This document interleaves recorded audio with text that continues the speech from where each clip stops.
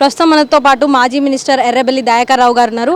Sir నమస్తే. ఈ arrest ని ఎలా చూస్తారు? ఇది కావాలని అరెస్ట్ చేసినట్టే కదా, ఇది పొలిటికల్. ఇప్పుడు ఆయన పిటిషన్ పెట్టిన ఆయన బ్యాక్గ్రౌండ్ కూడా తెలుసుకోవాలి. ఆయన మీద కూడా కేసెస్ ఉన్నాయి, చీటింగ్ కేసెస్ ఉన్నాయి, చాలా మోసాలు చేసిన కేసెస్ ఉన్నాయి. ఆయన ఫోర్స్ చేసి కేసు పెట్టించారు. ఆయన తప్పని పరిస్థితులు కూడా పెట్టిండు. ఆయన కూడా వీళ్ళతో మాట్లాడినప్పుడు చెప్పిండు, హైకమాండ్ నుంచి కాంగ్రెస్ పార్టీ వాళ్ళు ఫోర్స్ చేస్తాను, తప్పని పరిస్థితుల్లో కేసు పెట్టవలసి వస్తుంది. అంటే ఇది ఒక్కటే కేసు కాదు, ఇక చాలా కేసులు పెడతారు మా వాళ్ళ మీద. మేము ఎదుర్కొందుకు సిద్ధంగా ఉన్నాం. ఇప్పుడు బీఆర్ఎస్ పార్టీ మీద అరెస్టులు ఎక్కువ అవుతున్నాయి కదా సార్, ఇప్పుడు ఫ్యూచర్ లో కేసీఆర్ గారి మీద కేసు పెట్టి అరెస్ట్ చేసే అవకాశం ఏమైనా ఉందంటారా? మేము భయపడవలసింది ఎక్కడండి? ఇప్పుడు తెలంగాణలో ఉద్యమకారులు ఉద్యమాలు చేసి కేసుల పాలైండ్రు, జైళ్ల పాలైండ్రు, చనిపోయిండ్రు. నా మీద కూడా 100 కేసెస్ ఉన్నాయి. మేము ప్రజల కోసం పోరాటం చేసిన కేసులు ఇది.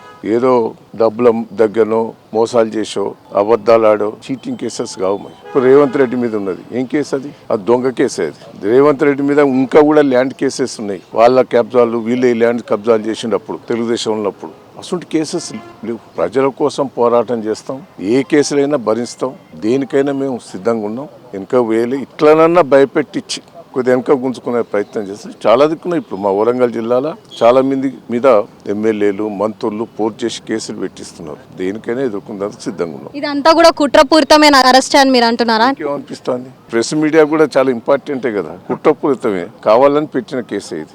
సో మరి విన్నారు కదా, ఇదంతా కూడా ఒక కుట్రపూరితమైన అరెస్ట్ అంటూ ఎర్రబెల్లి దయాకర్ రావు గారు అయితే చెప్పడం జరుగుతుంది. ప్రజల కోసమే మేము పోరాడతాం, ఎప్పటికీ కూడా ప్రజల కోసం పని చేస్తుంటే వాళ్ళు మా మీద ఇలాంటి కేసులు పెట్టి ఇలాంటి ఎన్ని చేసినా గానీ మేము మాత్రం ప్రజల కోసం పోరాటం ఆపేది లేదని చెప్పి దయాకర్ రావు గారు అయితే చెప్పడం జరుగుతుంది. కెమెరామెన్ మహేష్ తో సంతోష్, NSN వరంగల్.